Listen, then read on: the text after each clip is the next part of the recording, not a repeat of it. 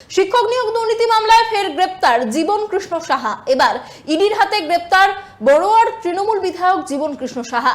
একই মামলায় সিবিআই এর হাতে গ্রেপ্তার হয়েও জামিন পেয়েছিলেন তিনি, কিন্তু জামিনে মুক্তির মেয়াদ দীর্ঘ হলো না।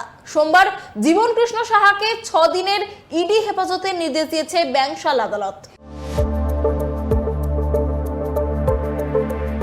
নিয়োগ দুর্নীতি মামলার তদন্তে সোমবার সকাল 8:45 নাগাদ মুর্শিদাবাদের কান্দির আন্দি গ্রামে বরঙ্গা তৃণমূল বিধায়ক জীবন কৃষ্ণ সাহার বাড়ির সামনে পৌঁছয় ইডির গাড়ি। কেন্দ্রীয় বাহিনী প্রথমেই বাড়িটিকে ঘিরে ফেলে। 5 ইডি কর্তা ডাকাডাকি শুরু করতেই প্রাণের ভয়ে পিছনের দরজা দিয়ে পালানোর পরিকল্পনা করেন জীবন কৃষ্ণ। উঠে পড়েন পাঁচিলে, তারপর পাঁচিল থেকে লাফ দিয়েই রূর্ধ্বশ্বাস ছুট। বাড়ির পিছনের দিকের রাস্তা দিয়ে ছুটতে ছুটতে প্রায় 100 মিটার চলে গিয়েছিলেন জীবন কৃষ্ণ। প্রায় মিনিট 15 ছোটাছুটি কাদামাখামাখির পর অবশেষে রণে ভঙ্গ দেন বরঙ্গা তৃণমূল বিধায়ক জীবন কৃষ্ণ সাহা। কেন্দ্রীয় বাহিনীর জওয়ানেরা ধরে ফেলেন তাকে। নিয়োগ দুর্নীতি মামলায় 2023 সালের 17 এপ্রিল জীবন কৃষ্ণকে গ্রেপ্তারের সময় প্রমাণ লোপাটের জন্য জীবন কৃষ্ণ নিজের 2টি মোবাইল ফোন পুকুরে ছুঁড়ে ফেলে দিয়েছিলেন। দীর্ঘ তল্লাশির পর পুকুরের জল ছেঁচে তা উদ্ধার করা হয়।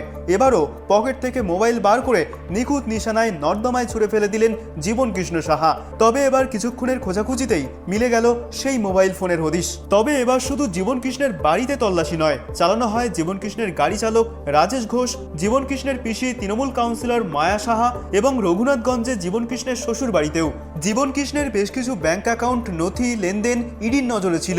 সেসব নিয়ে টানা 4 ঘন্টা তাকে ম্যারাথন জিজ্ঞাসাবাদ করেন ইডির 5 আধিকারিক। ফোনের কল রেকর্ডিং ধরে ধরেও প্রশ্ন করা হয়। কিছু প্রশ্নের উত্তর দেন, কিছু প্রশ্ন এড়িয়ে যান তিনি। জবাবে বারবার অসঙ্গতি ধরা পড়ে।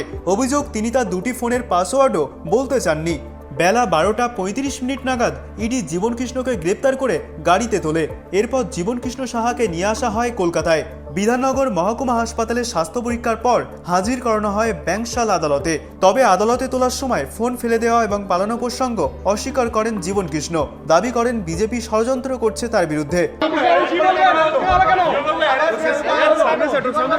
চক্রান্ত শিকার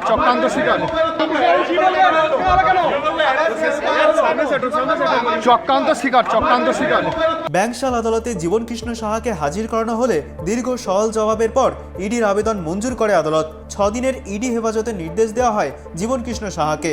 আপাতত আগামী শনিবার পর্যন্ত ইডি হেফাজতেই থাকতে হবে জীবন কৃষ্ণ সাহাকে।